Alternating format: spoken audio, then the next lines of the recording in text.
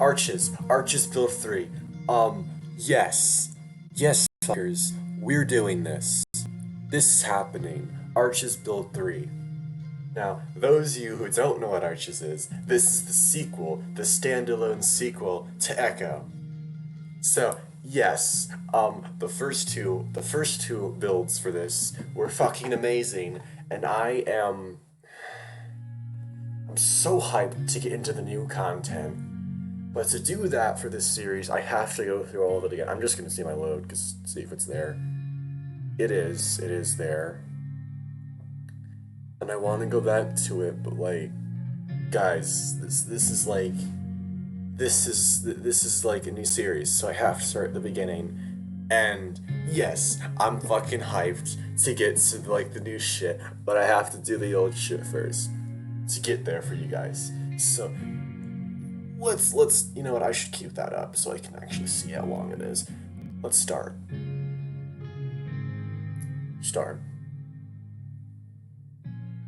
It actually has animation on the menu now. That's fucking awesome.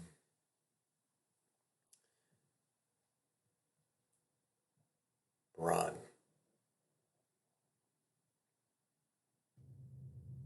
Running was something he was always good at. He was always the fastest in his class. Just last year, he came in second the 200-meter dash at the state track meet. Just 8 months ago, a coach from the University of Pueblo approached him joining the track and field team after graduation. By the way, the art in this game is so fucking good. Just last month, he realized he was the fastest freshman on the team. Just last week, he started to hang out with older men who got him into Pueblo's gay bars. Just 3 days ago, one of these men spiked his drink. Just 2 days ago, he woke up in restraints. Just yesterday, he was being tortured. Just 10 minutes ago, he escaped. But now, he's realizing that it doesn't matter. Every he looks is only burning desert. There's no one. His attempts to scream for help matter even less because his voice is broken. He can barely wheeze after what the man did to him. And now his empty, droning sounds are being swallowed up by the desert. All the while, the heavy steps scraping through gravel behind him keep coming. The man isn't in a hurry at all. Running was something he was always good at. But now, when it mattered most, he couldn't do it. The fastest freshman at a D1 university was no faster than old Druggy.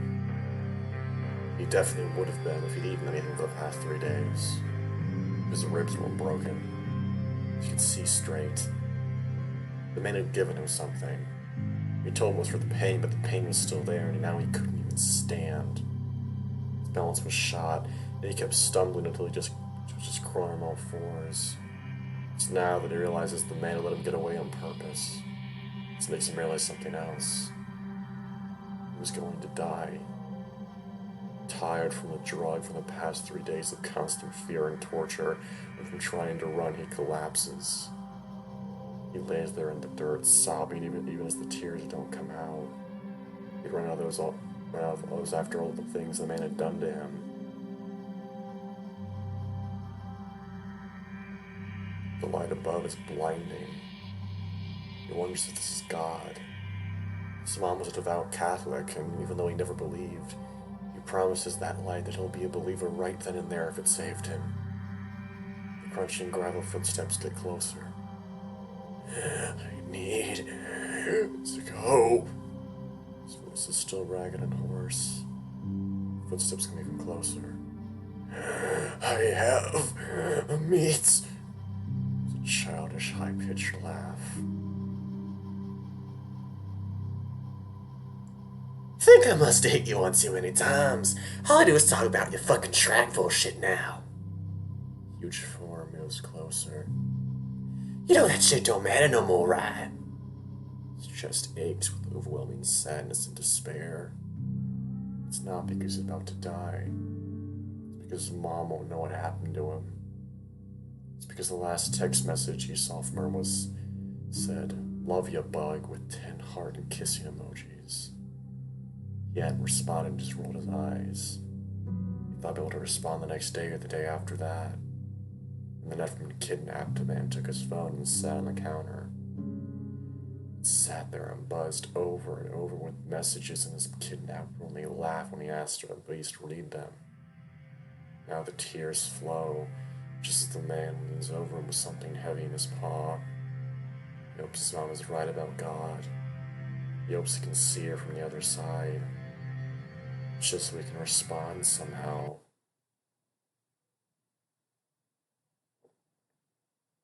But there was nothing.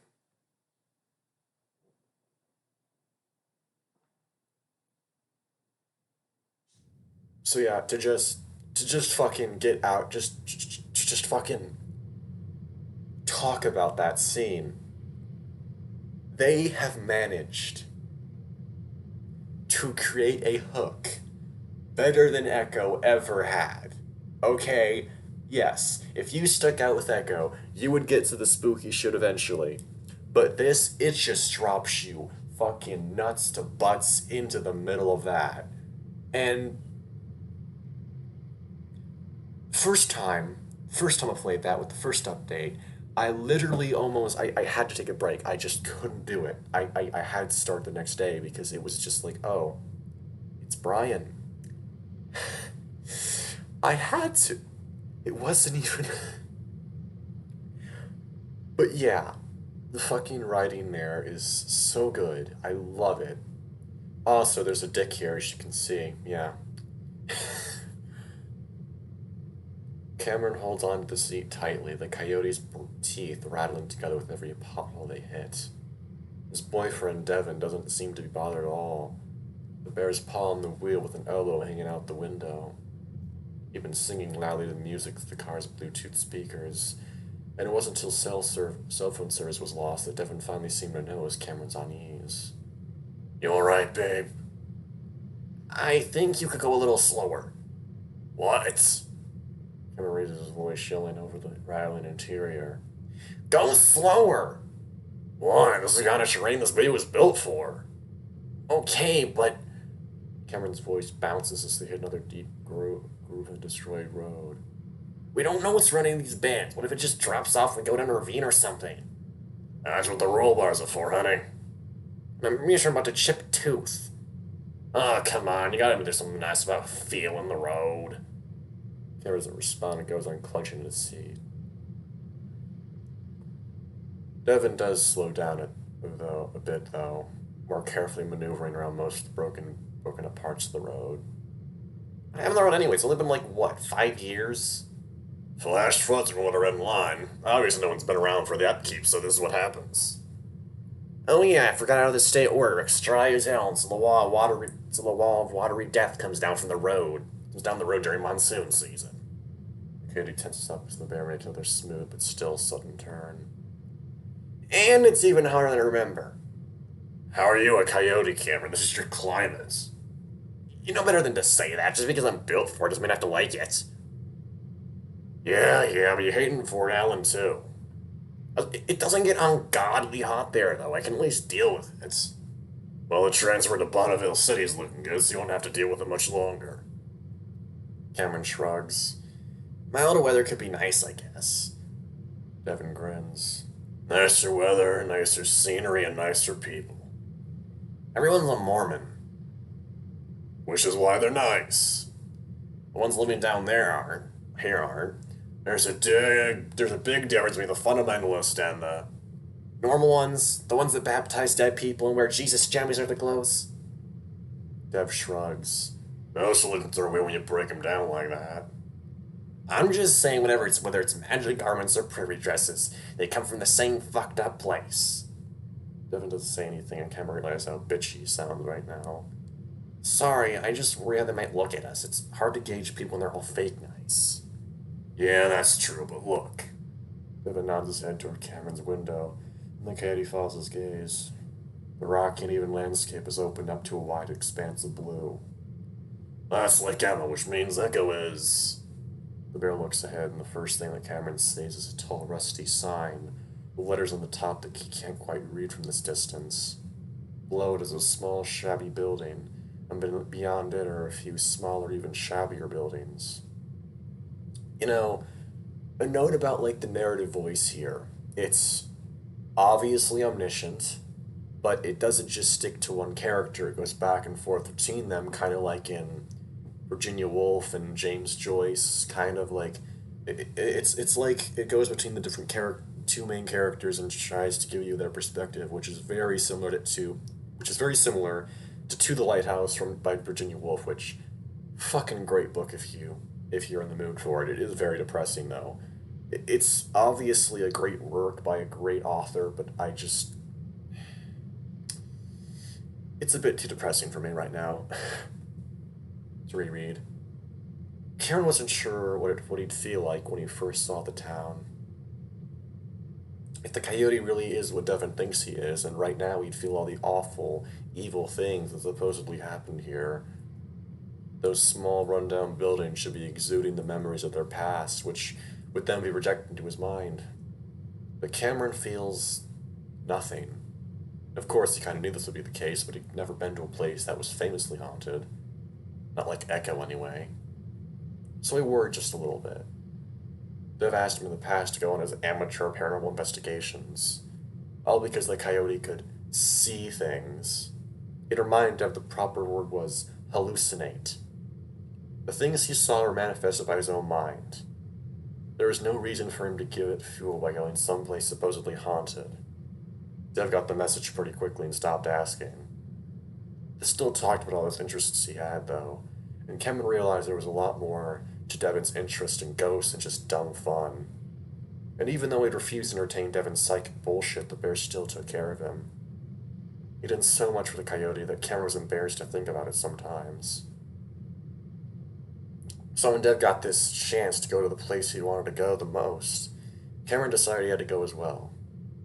He's doing this for Dev and to show his appreciation for everything that Dev had done for him. Still, Devin had been trying to make this seem more like a vacation of sorts, like Cameron wouldn't be doing any investigations at all. He would need to talk to the bear and let him know that he was willing to do this for real, at least within reason. He also needed to tell him why he didn't like doing this, and that part might be hard. It doesn't look so bad for Ghost Town, I mean. Looks to me deceiving. Hang on, I gotta pull over a sec. Why? Want to scout out the way for a bit before dark, and I also gotta take a massive leak. I've been trying to decide, just wanted to get into town so we can be sure he doesn't feel anything. To really make sure there's nothing to be worried about. Oh, buddy, there's stuff to be worried about there. Not just paranormal shit, people too. He isn't worried about ghosts, but rather his own brain, what it might do. The road becomes smoother and newer looking as they pull up to the lake. Holy shit, they changed it. What the fuck? This was not how it was last time. Okay, I like this. They were trying to turn this into a reservoir. They were trying to turn this reservoir into a recreational spot right when it all happened. They both got out, Cameron stretching his legs gratefully. Yeah, the sprite work is vastly different to Echo, where that was more semi-realistic. This is definitely more cartoonish, but I like it a lot because, I've gotten used to it over the course of 2FH, Yeah. It's too bad. It kind of looks nice. Yeah, this place is a long string of bad luck. Bad luck is one way to put...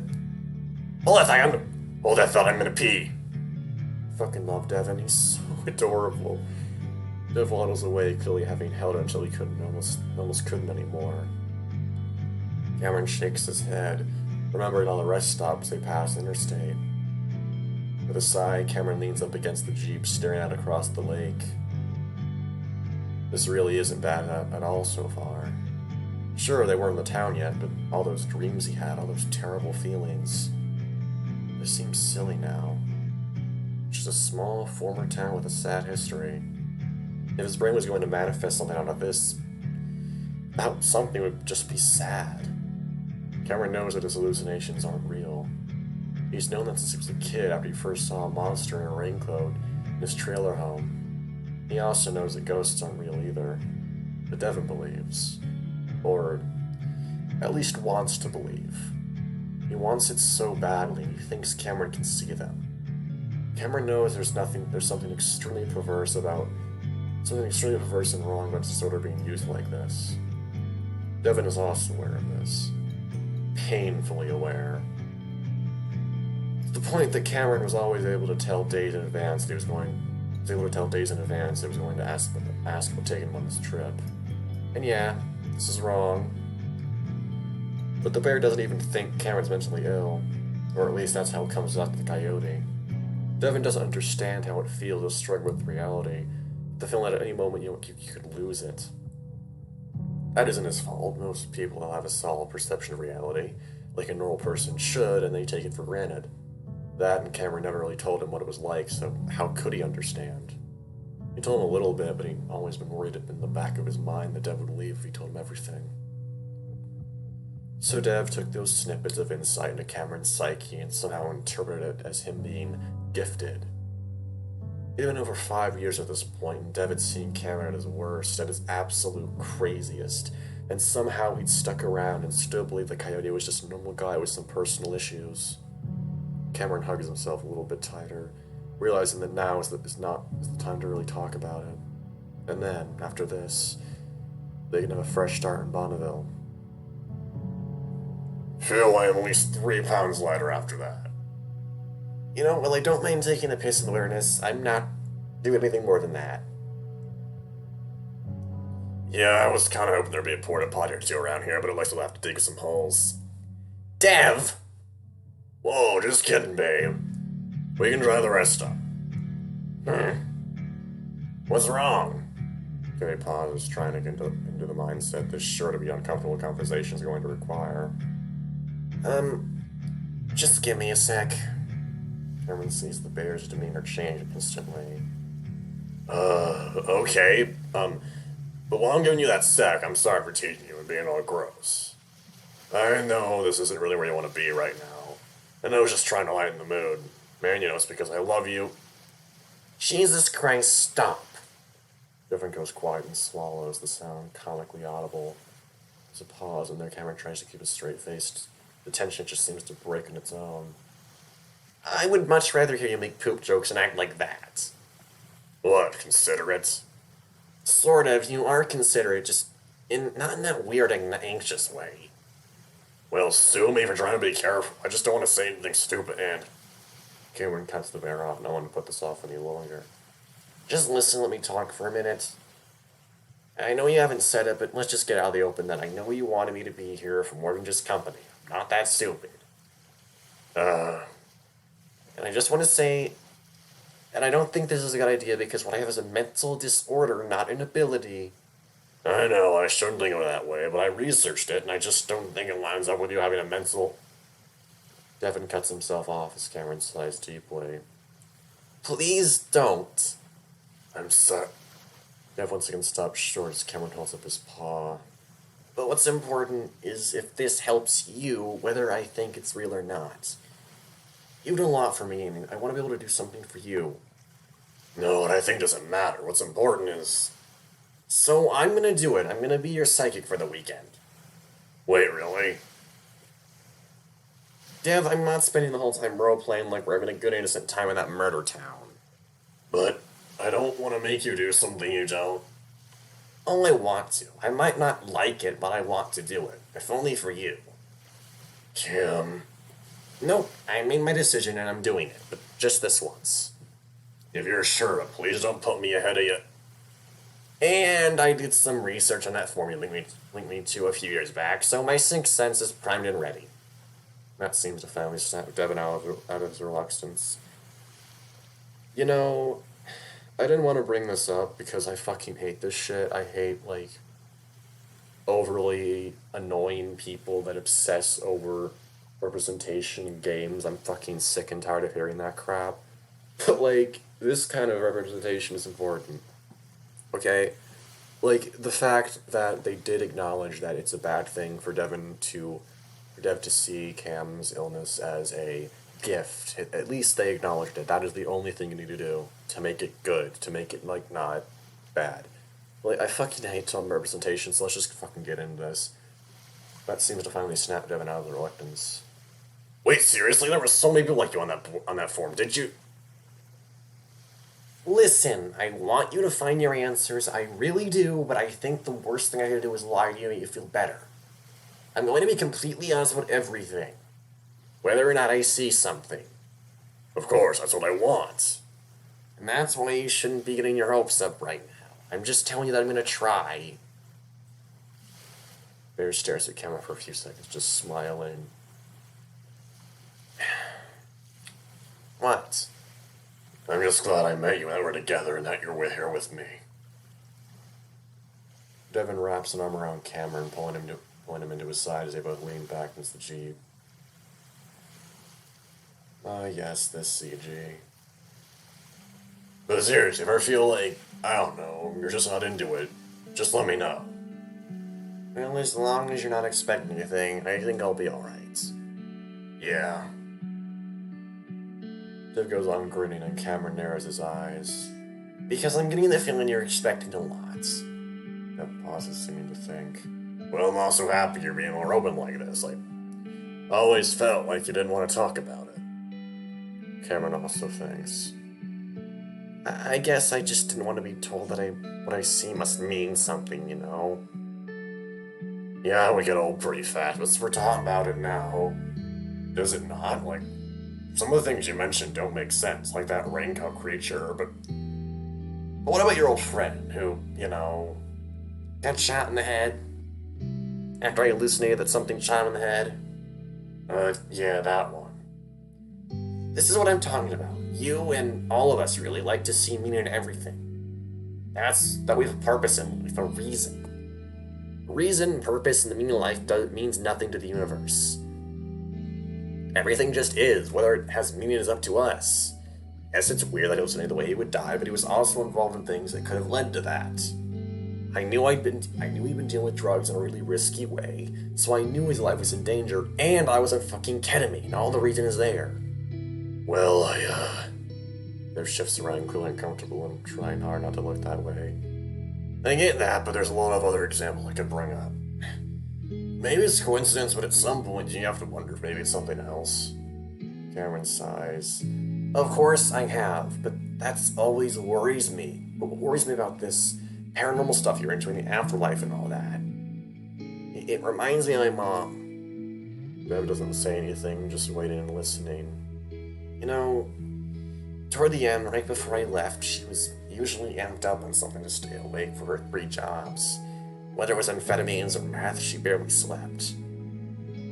We had this box fan in our trailer, and one day after she turned it on, she asked me if I could hear someone talking from the fan. I said no, but she sat next to it and listened, and eventually had this huge epiphany that it was God. And she did that for weeks, and that's almost all she did when she was home. Listen to the fan talk to her. I'm not sure what all was saying to her, and I don't even think I really understood what was going on. I just knew that sometimes STEM addicts did that kind of stuff, especially when they don't sleep, you know? Then she started to look for specific shapes, arches and half circles. This voice told her that she could go to heaven if she passed under the right one. But the voice also told her that Satan would trick her with fake ones to make the real one hard to find. She pointed these out to me and how there were so many, and yeah, they were there, but when you look for those patterns for something as simple as the shape of an arch, Cameron traces a finger along the arch of the wheel, well he's leaning against, you're gonna find them. Eventually she told me everything warped. I guess she was so fucked up with that the shapes just popped out at her. Like her brain was highlighting them and she couldn't ignore them. On the last day, she told me that even I looked like an arch and that she thought the devil had taken me. She looked completely done. She told me she'd be back there to save me and then just walked out the trailer. A few hours later, she drowned trying to swim under a bridge, and everyone in the trailer park kind of saw it as another delusional drug getting themselves accidentally killed. Cameron had told Dev his mom drowned in a river on drugs, but not the terrible details, and Bear just wraps an arm tight around Cameron. I think it was suicide. That she was just so tired of her shitty life that she'd been that bridge, being the arch that linked her to heaven, one way or another. That's why I worry about following these patterns, even if it's just something like looking for UFOs or ghosts. Yeah, I think the meth and lack of sleep pushed her over the edge, but is there something genetic there too? What if I'm predisposed to it? I haven't used since the second month after I met you, but I still see shit. I'm just not delusional, at least not yet, but I worry. Dev clears his throat. I would never let that happen to you. I know I say stupid shit about it, but I know it can be dangerous, and I'm always looking out for you. Honestly, it's nice to hear that, because just letting my mom sit next to a fan for 3 hours straight every day, feeding on her delusions, was the dumbest thing I've ever done. But I always had my own drug of choice because I just didn't care. The thing is that even through that hell she was in, she cared. I took too much a few times, and even though she was listening to her fan, her own world, sticking post-it notes to all the shapes she saw, she still noticed right away when my breathing wasn't right, and I woke up to her spraying Narcan on my nose. Cameron sees Devin tilt his head in question. It counteracts opiate overdose. But the thing is, my mom didn't like opiates because they made her nauseous. So that means she got those nasal sprays just for me, just in case. Even though I thought she was too absorbed in her own world to care. So it hurts to think about that night. How I just let her walk out of a trailer like that. Jesus Christ, man. That is the third time I have read that. And it still fucks me up. Cameron takes another deep breath. He hadn't planned to even talk about his mom, but it just came out. Sorry, I'm rambling. Do not be sorry. It's part of why I am the way I am. And I know my symptoms don't perfectly match up what you've researched on the internet, but they're close enough. And honestly, maybe you're right. Maybe there's more after we die, and somehow I can help you find it. But if things go south and if something's wrong with me, pull me back. I think about the shape of an arch still makes me feel sick, like a reminder what happened to her and what could happen to me. Wordlessly, Devin pulls Cameron into a hug, and the coyote presses his head against his chest. At that moment, Cameron realizes why so many people love their therapists. I'd always worried that Devin would get too weirded out by what happened when he was a teenager. That Devin would finally see all of his closet skeletons. Neglectful, neglected, abusive, abused, and so hopelessly addicted, just like his mother. Definition of trailer trash. Cameron was all of those things at some point in his life, but he knew that didn't matter to Devin.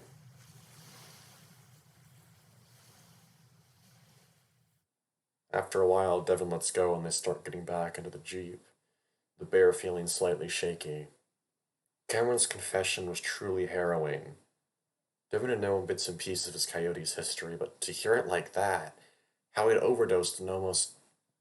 Dev shudders. He's just glad the coyote is safe with him now, out of that hellhole. As he's about to get in on his side of the Jeep, he stares out toward the town just a mile or so away.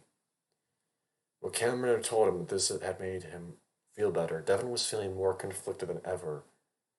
Everything that Cameron just told him practically screamed that this was a bad idea, that this wasn't good for him. Does it matter what he thinks about Cam's hallucinations? That is skimming the abnormal psychology literature about hallucinations let him believe Cameron wasn't mentally ill? No. How could he take him to Echo after reading that? How could he ever drag him into this endless hunt for the truth ever again? Yet at the same time, Cameron's telling him he wants to do this. Dev looks over the hood at Cameron, tapping his blunt claws against the soft top of the Jeep. Hey Cam, what do you say we just keep going north, check out Deseret? You know, see what Bonneville might be like. See what the Mormons are like. That could be fun. Well, he says this just a crushing feeling in his chest, dreading that Cameron might say yes, but at the same time hoping that he will. I mean, with the way things are going, I don't even know if we'll be able to cross state lines in a few weeks. They're starting to shut everything down. Cameron stares back at him before smirking. Oh no, this is something you wanted to do for years. I mean, fuck me for dropping all that on you right before we got there. But you know I'm a procrastinator. I don't want you to feel guilty, but just be aware.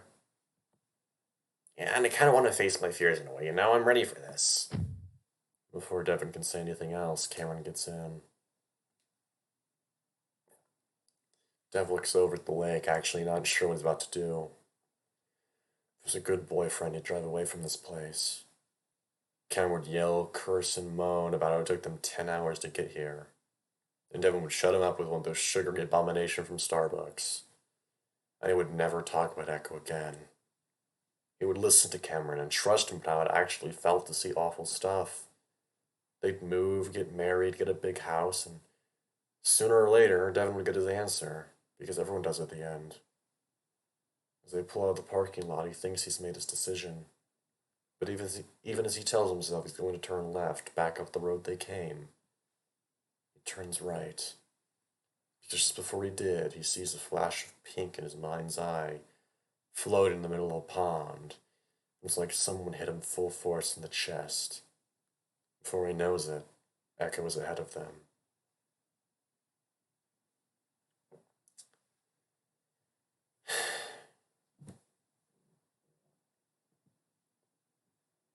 God fucking damn it, man.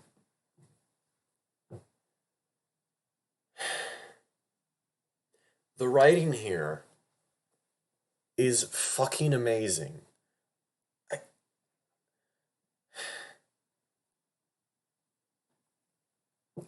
I fucking love it so much. I love the writing here. It is top notch. Dev frowns as they pull into the parking lot of the motel, staring at the graffiti covered walls. The cartoonish caricatures have a way of cheapening this experience, like this is only a stupid haunted house attraction. So, this is home base, huh? Devin rubs the back of his head, feeling self-conscious after talking this place up for so long. It didn't look this bad in the pictures. People never have respect for stuff like this. I don't think it looks bad. I love straight art like this. And it just makes you feel less alone. Like, a lot of people have been here and we're fine. Actually, keep an eye out in case one of them is lurking around. All the graffiti artists I knew are really nice. It's not nice doing the place where a bunch of people got killed. I think a lot of people disapprove of what we're doing, and I think you're nice. So just lighten up a little. Ow, jeez. Devin walks past the bear, slapping him hard in the ass as he does. Devin raises a brow, not sure what to make of Cameron's high spirits. They just had one of the heaviest conversations of their relationship, and well, maybe that is why Cameron's feeling more comfortable being honest and open with Dev. Then that could be a good thing in the bear's mind. Only be a good thing in the bear's mind. After returning a much harder ass slap that makes Cameron yell, the bear joins him in exploring the area. Considering the motel is supposed to be the most haunted building in... Why the motel? What? Why the motel? Seriously. Why not Carl's house, the mine, the van, any of those other places? Why the motel? That doesn't make sense, but okay. David thought it would be a good idea to set up base here, specifically in room 12, but most of the numbers are missing and most of the heavy metallic doors are locked. Even though they're all dented from what looks to be the result of literal battering rams. Well, they sure do. They sure seem to care like about burning the place up. They probably got tired of dumbasses crying and getting hurt. Yeah, but luckily I'm not a dumbass. Hey, what about me? Well, I don't think a music degree will help us in this situation, but you're still pretty smart. Oh shit, that's right. You majored in mechanical engineering, and you work at the most valuable industrial automation company in the country. Yep. Devin's a little mad by how cold Kevin's response is. Cameron's... Well, go on. Your class in dynamics and calculus-based physics should figure this out for us. Cameron's voice drips with sarcasm, and Dev can only assume he can throw the way the bear tried to oppress him with his coursework during their first dates. Dev Devin tries to salvage the earlier good-natured mood. Well, I could probably break this board as long as I move my fist high velocity. You see the amount of kinetic energy? Dev's half-hearted teasing trails off. He never much liked the outright disdain his fellow STEM students had for the arts and soft sciences. It's just that it would get Cameron riled up, and that was funny. In college, now Devin just feels like a dick. Besides, Cameron's ability to understand and play music is basically magic to the bear. Devin's grasp of music is surface level and he's slightly tone deaf to boot. Cameron would never point this out, but he'd just sing along and attempt to harmonize. And while Devin had been offered his six-figure salary career before he even graduated, he watched Cameron's dreams of working in the music industry slowly evaporate over the past 3 years. Now Cameron is working at a call center he hates. The bear thought himself to be so smart in college, and yeah, he did alright. But now he's becoming more aware of what a dumbass he is when it comes to communicating with actual people with his literal boyfriend. He needs to apologize for this one. The bear clears his throat. Yo, Cam! Dev shovels up to the coyote before he can say anything. Cameron just points at a door. See, number 8. The door over there is number 3, so count in this direction. Cameron's frosty demeanor is completely gone. 10, 11, and room 12. Wouldn't you know it, it's open. Aw, sweet. Thanks, I went to college. Now what we'll do one first, make sure everything's clear. Of what? I don't know, squatters. Well, we get ready to find a dead squatter, because how the hell would they survive? Actually, just remind me there are a couple of creeps that live here. Little, stubborn locals that won't leave. At least that's one of the posts said from 2 years back. What? I don't like the sound of that. Are they dangerous? From what I gather, they're more of the get off my lawn variety of creeps. Most times can still be as dangerous. If no one's been killed by them yet, but I think we're good, but I read that wrong. If no one's been killed by them yet, then I think we're good, but like I said, I'll look out for you. Everyone's to mock growl. I'll make them permanent residents of Echo, and by that I mean dead ones. Devin... Now Devin can look how he really is upset. What's wrong, babe? You told me no one lived here. You said it a bunch of times. Cameron, it came up so few times in the forum, and the posts I made were really mundane. I honestly just forgot. Alright. Devin stares at Coyote Wade and he doesn't say anything. Cameron, is there anything you want to tell me? If there is, I'm still hoping to be open like you said. I know. Hey, it's all good, man. It's not like I'm expecting you to just share everything in your mind now, but I'm here to listen if you want to talk. It's just hard to explain. I guess the fact there are real people still living here does make it a little scarier. Does it have to do with the dreams you were having? I've watched this camera closely, but he does seem genuinely confused himself. Kinda, but they were weird, and I don't think they really meant anything. Yeah, I'm just overreacting. I just really don't want to have the deliverance experience on top of the ghost, you know? I get you, there's nothing to worry about. There's nothing wrong with being vigilant. My friend from Southland, the one from the town even more haunted than Echo, he says something horrific has in a backpack or an outback redneck every year or so. How comforting. Well, I was sort of joking earlier. If anyone tries anything, I will do what needs to be done to stop them. Dev doesn't tell Karen that in a moment. He kind of does wish he'd gone through with getting a gun for protection. Good. He's a 2A supporter. Thank God. Okay. Those men are still around. The bears no doubt that they will have plenty of guns. Well, let's not think about that because it's not going to happen. Unless they are squatting in that room. Not for long. Fuck. The closer we get to a certain scene, the more tense I get, because I can't show it. I can't show it on YouTube. At least I don't think I can. I don't really know. The bear's exaggerated bravado becomes genuinely cautious as he opens the door. The room is hotter than is outside, as if we're magnifying and trapping the heat. Okay, yeah, this is doable. Hey, Cam, all clear. No murderous hillbillies in there. Oh, gross. What are you expecting? We just need to straighten it out a little bit. Look, there's even a mattress over there. Wait, we're not gonna use it for sleeping or anything, are we? Why do you think I brought sheets? Oh, I am not sleeping in. Kidding. I already told you I have a room booked in Peyton. And we better use it, no matter how into this you get. Of course, we might as well make this place as comfortable as we can anyway. Cameron is quiet, and Dev turns to see him staring at a plethora of rusty nails on the ground, before the window and mattress. Your tetanus shot is up to date, right? That's a great question. Yeah, great, just don't puncture yourself on anything. We'll try to clean those up at least. Fuck, we're getting close. We are getting close to a certain scene that I don't know if I can show on YouTube, so. I can't exactly spoil it either because, yeah,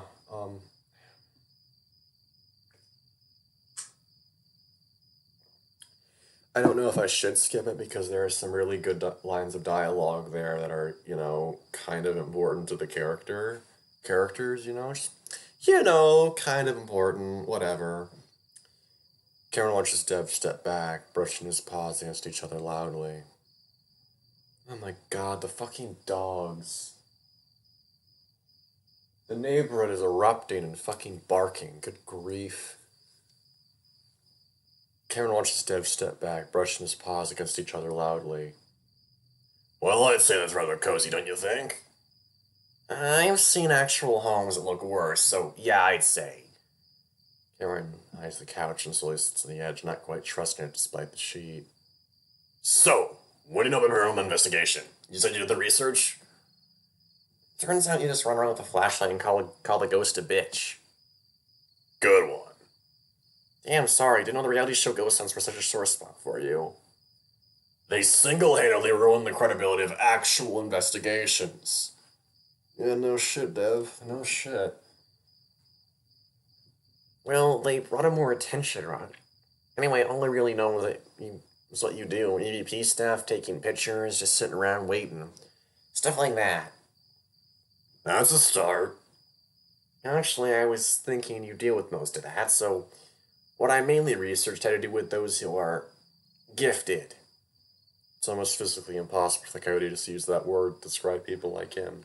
See what I mean? It's switching back and forth. Omniscient narrator that positing the different characters like in Virginia Woolf and James Joyce kind of novels, Yeah, which, by the way, read some fucking Virginia Woolf and James Joyce, please. They're fucking amazing, both of them. Oh yeah, I want to say earlier how happy I was to look through that form. It must have been annoying just hearing me go on about when I don't even experience it. No, you're fine, Dev. Actually, Cam much prefer to hear it from Dev. Half the people in the forums were clearly liars with the savior complex, and then the other half were contacting these assholes to help communicate with the dead loved one. Cameron couldn't stomach and ended up looking at a blog that seemed a bit more legit. So, what'd you find out? The way the Bears lit up right now, that they're talking about investigating reminds Cameron that he needs to at least try.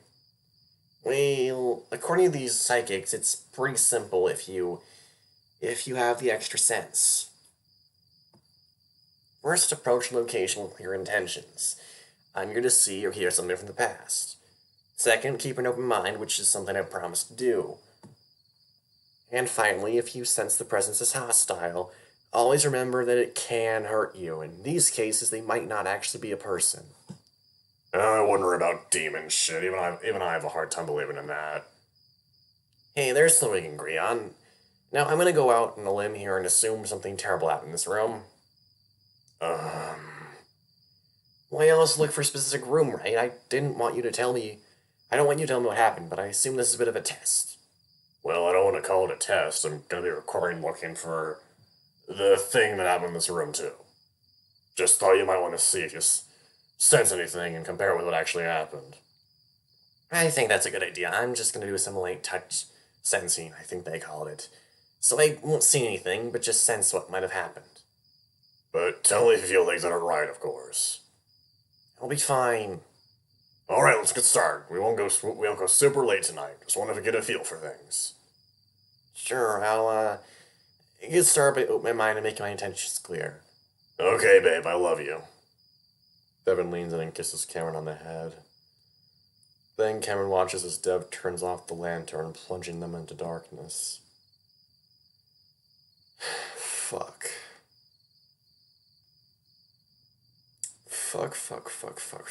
Fuck. Lugging around equipment while trying to be quiet about it quickly gets Devin sweating through his shirt, and he has to take it off. He's making the extra effort not to disturb the coyote, because Cameron seems to be really trying, his eyes closed and ears up. Dev didn't even need to ask him to take out his phone so he could record audio. He just did it, and to Devin, that just proved how much Cameron wanted to do this. As Devin goes about testing his equipment, Cameron shifts and mumbles something. Dev perks up. Hey, hon, I'm right here. You alright? I need to get more comfortable. At the same time, he adjusts himself at his feet or on the suitcase in front of him. Okay. Something about Cameron's demeanor is bothering Dev, and Cameron's words were a little slurred, and he does seem kind of not quite there. Should he pull him out of it? Devin had never seen a psychic in action before, so maybe this is normal, like a trance. He hopes it's normal, because if Dev can find his answers... Because even if Devin can find his answers, he'd give them out for Cameron to discover he isn't psychotic. As he's fiddling with his EMF sensor, dread suddenly clutches at his chest. What if the opposite happened and Cam really did lose his mind? Like when his mom got psychosis. If that happens, Devin's only realizing that he would be responsible, and how could Cameron ever forgive him for that? How could he forgive himself? Shit! Devin hisses under his breath. You know, dude, you probably shouldn't be thinking about such negative things in a place such as Echo. And supposedly the most haunted location in Echo, too. Yeah, I really wouldn't be thinking about negative things or feeling negative emotions. Just gonna say it. Dev hisses under his breath. What the fuck is he doing, bringing in his boyfriend to this room where that happened? He was usually alone or with friends when doing these investigations, and his want to see something always overpowered the fear. He just assumed Cam would be used to scary shit, especially after he described the flat-faced creature in a raincoat that had been seen since he was a kid. Flat-faced... No. That's too... I'm not gonna linger on that. He just assumed. Why was it only now he was realizing what the consequences could be? The feeling I had earlier about being a social dumbass comes back but far stronger. This isn't something a loving partner does to another partner. He's fucking using Cameron for his own selfish reasons. Devin knows the Coyote has some kind of ESP abilities, but that didn't mean he also didn't have some other issues that could fuck him up. That didn't mean that possibly seeing these awful things wouldn't cause him to develop more issues. Devin gets up and paces for a bit, beginning to make up his mind, deciding that right after this, they're done, no matter what. Bear looks at the closet, the one where a wolf from the Meseta Tribal Council hung himself in the early... Oh, shit. This is the room that Chase in the game... Holy shit, replaying TJ's route came in handy here. What the fuck? So, wait. You're fucking telling me that that room 12, the room that Chase, Jen, and TJ stayed in Echo, is... Okay. Wow. If only he could see one thing, just one sliver of proof that she's okay on the other side, he'd be at peace with all this. Devin lets out a shuddering sigh, stand in the closet looking at that bar, wondering if it's the same one that Wolf used. Devin feels something. Yep. You fucking think about that shit. You fucking think about negative shit and this fucking shit happens. Devin feels something. Not a good something. A chill runs up his spine, and suddenly he's shivering. No way. It's actually happening. Holy shit! Holy shit! That's all I can manage to say. It's happening, but it feels so wrong. Then a fear that he's never known before takes over. He wants to turn around. He wants to call it to camera, but it's like something is around his neck, holding him in place. And then he hears a terrible sound behind him. Fuck you! Fuck you! Fuck you! Fuck you! Fuck you! Fuck you! No, please stop. I'm actually getting fucking stop, please. I can't. No. Cameron knows something is happening for sure. You know, I'm turning the fucking volume down. Fuck this shit. You'll still hear it because I've touched it before. I just won't hear it. Because fuck this shit, man. I don't want to hear this shit. It's scary, but at the same time, it's making him question what he's always believed. You haven't been right about this stuff? And he just misunderstood himself for so long. He can sense someone. Nothing like the monsters he's seen in the past. Instead, this was a man in a suit and a bolo tie. He was sad, he was angry, he was terrified. Cameron knew this was often what psychics described when talking about sensing people from the past. You feel their most intense moment in life. This man, this wolf, he's going to do something terrible. And while Cameron's marveling over this, the wolf suddenly changes. At the same time, Cameron feels his focus turn to him. This gives the coyote pause because now this presence was trying to interact with him. Was this right? Cameron thinks it could be, but something doesn't feel right about it. Like this isn't what he thinks it is. But he supposes anyone doing this for the first time would feel it to be strange. Maybe he was doing the light sensing wrong. I don't fucking like this shit, okay? Maybe he was doing light sensing wrong. The point is to listen to the past like a recording. This direct coyote communication is scaring the coyote. Great, you're scared and echo. Not a good combination.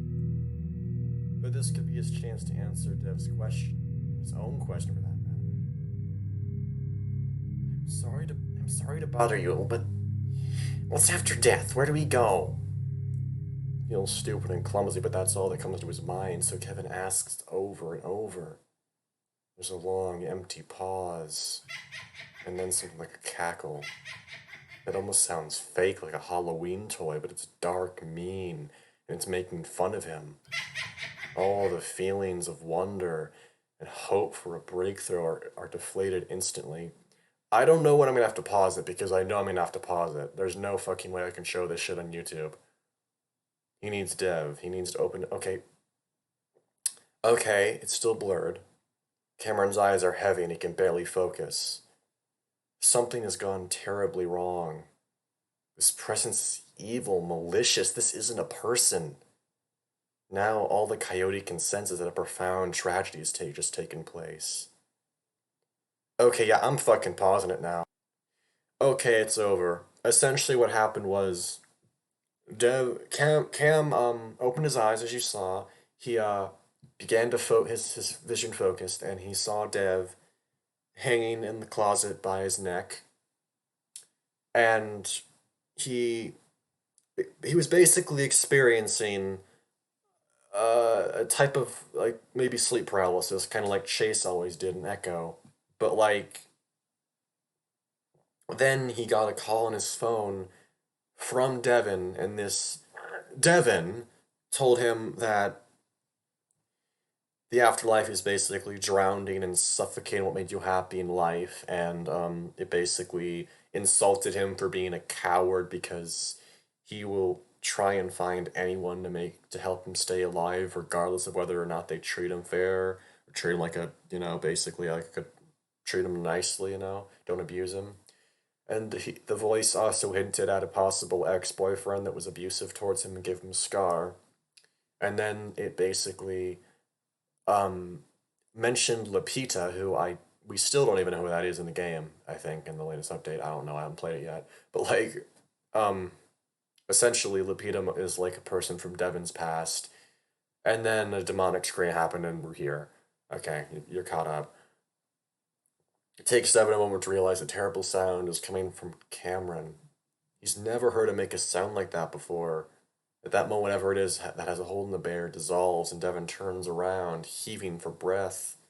When Dev looks at him, he sees Cameron's eyes are wide open. Cameron! Cameron makes that sound again. But Devon has no idea what Cameron's seeing. He knows that it's something horrible. Devon feels himself beginning to panic. Babe, please, what's happening? Cameron just stares back, and Devon finally snaps. Cameron! Devon is stepping out of the closet when suddenly Cameron lunges off the couch, making a feral sound. The look in the coyote's eyes is so intensely unlike him that Devon draws back in fear. Honey, it's me!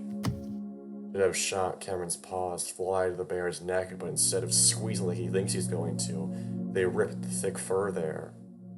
Wait, stop! Devon managed to catch Cameron's paws in his own much larger paws, easily restraining the smaller male. Cameron continues to stare at Devon's neck, seeming to search intently. Then he looks up to Devon's face. I saw you dead. You called me and screamed at me. Though Devon doesn't understand, he can't tell this is one of Devon. He can tell this wasn't one of Cameron's typical night terrors. The look in his face says it all. Fuck. I'm really, really sorry. I'm driving you to Peyton right now, or whatever the hell you want to go. As Devon tries to pull him to the door, Cameron resists. Wait, let me catch my breath, okay? Okay. Just take deep breaths, okay? Devon fumbles with the lantern until he turns it on. Then he stands next to Cameron for a few moments, listening to him sob. Can I at least hold you? Please? Cameron leans towards him as an answer. While Dev strokes his head, Cameron begins to rub his back, like he knows that Dev is terrified too. I'm fine. It was just a really intense vision. I'm so sorry. I've never seen like that before. You scared the absolute shit out of me. Did you think I was attacking you? Huh? You were going out of my neck, sort of. Oh no, I saw you hanging in the closet. Cameron's breath hitches in his chest. Like, from your neck. Oh shit. Yeah, it was so fucking real. We held each other in silence for a while, Devon mulling over what Cameron just told him. Devon no longer has doubts that Cameron is psychic, but right now that doesn't matter. He just wants the coyote to feel safe again. Devon? Yeah, honey. I think you're right. What about? Something happened. I don't know if it's ghosts or whatever the hell else that could have been, but that wasn't just me. I've never felt or seen things like that before. There's more to this than me being crazy. There has to be. We can talk about this when we're Peyton, okay? Dad, I promise to be honest with you, and I need to tell you something now, otherwise I probably never will. What is it? Dev's heart starts to pound as he sees the look in Cameron's face. Lapita was in the vision, Dev, but please believe when I say that I don't think it was really her, but... What? Okay, I'm gonna end the first video here because this is the end of the original update for this game. So yeah, about an hour long. Yeah, we're saving. We're saving here because my voice hurts like hell, and I need to take a break. So I hope you enjoyed. Have a good whatever time it is where you are. Bye.